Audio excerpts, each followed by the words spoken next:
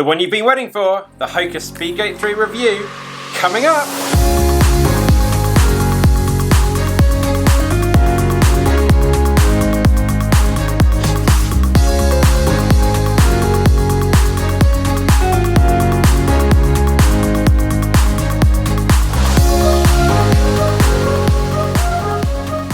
So hi guys, welcome back to the channel. Today we're going to be doing another review of the Hoka One One Speedgoat. Nearly forgot it was SPEEDGOAT 3 trail shoe, and yeah, we'll be kind of comparing it to the outgoing model, the SPEEDGOAT 2.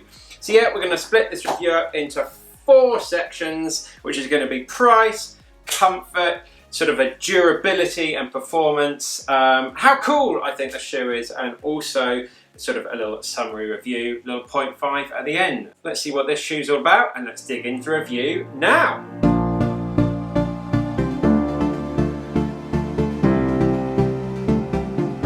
So starting out with the price. Well, I don't think this is too bad. So in the UK, this RRP is about $125. I've had a bit of a Google around at the moment, and that is about the best price you're going to get. This shoe is really, really new out onto the market. That works out about 140 euros or 140 US dollars, depending on where in the world you are. So for me, that's, yeah, it's a little bit top end. That's a lot of money for some people, of course. But for what you're getting with this shoe, I really don't think that is too bad at all. You might be able to pick up some of the older SPEEDGOAT 2 models now. I actually picked these up for about £70, so they weren't too bad. And yeah, as you'll see in the review, they're very similar shoes. So for me, sort of price-wise, I'm going to give it a 4 out of 5.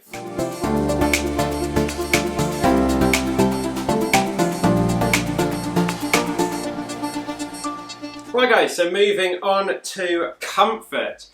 Start with maybe a slight sort of negative I found with this shoe is it is a little bit on the narrow side. So if you're one of those people that has a slightly wider foot, this may not be a shoe for you. For me, it was absolutely perfect, not a problem at all. But I kind of know sort of when I'm in a slightly sort of narrower shoe.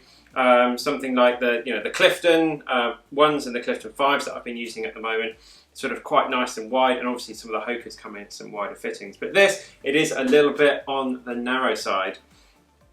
Heel support, really, really good. Sort of it's nice to have the tag at the back to be able to get that in. And yeah, once the lace is done up, nice, and you feel sort of really sort of locked down, very, very secure. Obviously, with this sort of massive stack height that Hokas are known for, the ride is very soft, very sort of plush. But come with that, when you're going across some really sort of rocky terrain and things like that on the trails, it's super, your foot is super secure. You really don't feel many of those sort of bumps that are out there. So yeah, very, very stable. And also what I wasn't expecting is very breathable as well. I've ran through some rivers and streams and things in this. They sort of dry out very, very quickly. And yeah, when I've been running in the hotter environments out in Gran Canaria and things last week, very sort of breathable, feet don't overheat at all, even getting up to some big speed going down the hills. So very breathable. So yeah, for me, really, really good. The only slight negative is it is slightly on the narrow side at the front. So yeah, a solid 4.5 out of 5.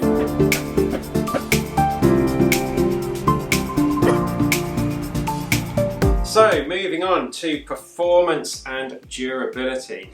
So I have thrown every type of horrible, gnarly trail at this shoe over the last few weeks, and it is just delivered, and I've been so impressed with it.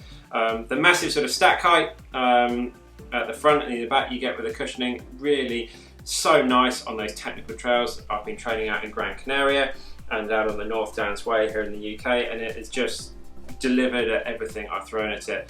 The only sort of slight negative with that, all that cushioning and things you don't get the sort of responsiveness. You don't quite get the out and out speed. So if you're going to be doing some shorter trail races where it's all about that sort of speed, you may want to look at something like the Torrent. But for me, very sort of long distance stuff, 50 miles, 100 Ks, 100 mile plus, this shoe will keep your legs nice and sort of fatigue free. Will keep that fatigue away at bay for as long as possible.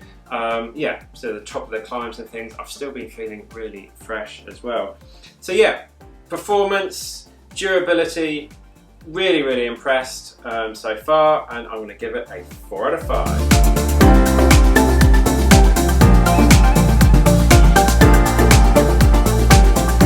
So moving on to the cool factor, how good do these shoes look? Well, I think this is a really nice, cool looking shoe.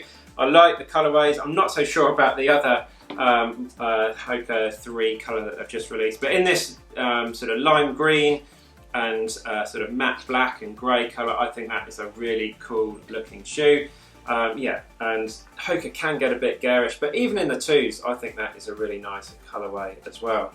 So yeah, really cool shoe. You know, you see these all over the trails at the moment, and for a trail shoe at the moment, I think this is about the best thing there is out there. So yeah, it's going to get a solid 4.5 out of 5.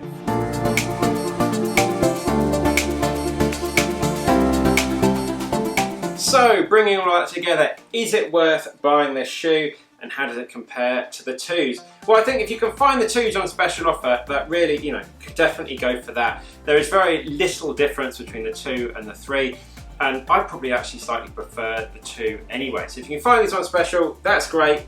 Get a few pairs, stock up, because this shoe is fantastic.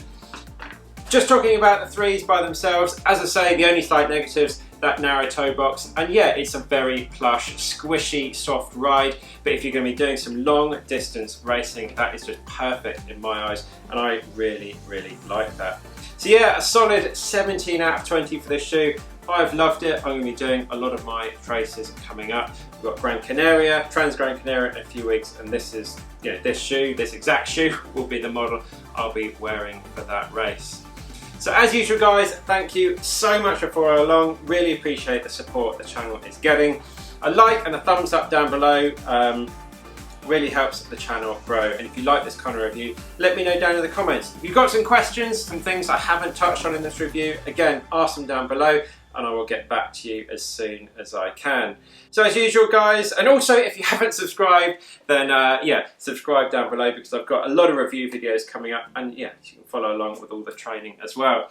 So without further ado, that's all the thank yous over. This is a great shoe, and I've really enjoyed making this video. So and I will see you in the next